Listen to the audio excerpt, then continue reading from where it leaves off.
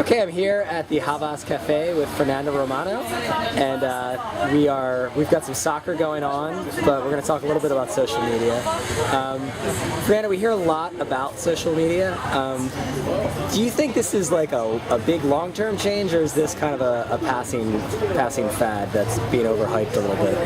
I think it's a long-term change. I think it's here to stay, and social media, social conversation, creativity is a given. It's the internet. It's the fact that you can talk to anybody, anytime, anywhere, with any device.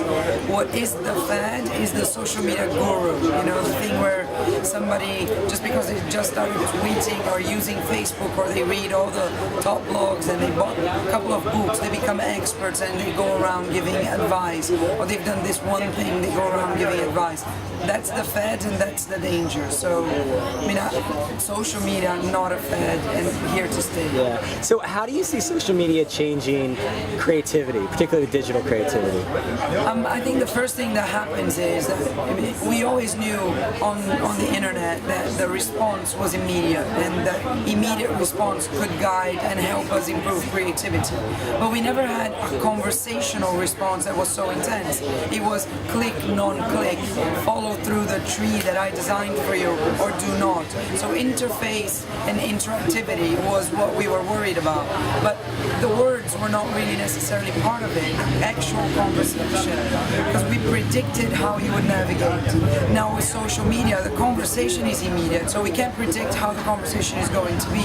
And that needs to shape creativity, because the visuals, the things we prepare for you, the way we imagine you're going to absorb our content might just change because, I don't know, because we use the wrong words, because we tag the wrong content, because something else happened with something else, and that for some reason was linked to what we've done.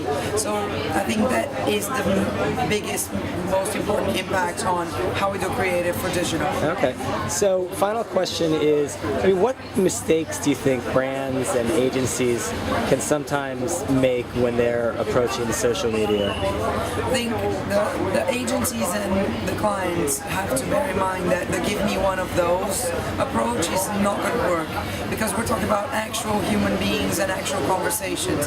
And if we think, you know, a long time ago, marketers and planners started thinking of their brands as people. So you do the persona study. If this brand was a person, what would they be? And when you describe a person, you use words, you use keywords, you use their values. So because each person, each brand will have their own set of keywords, give me one of those is not going to work, because I'm different from you. So this brand A is different from brand B.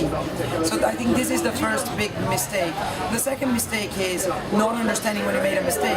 And there I would use the Nestle example on Facebook.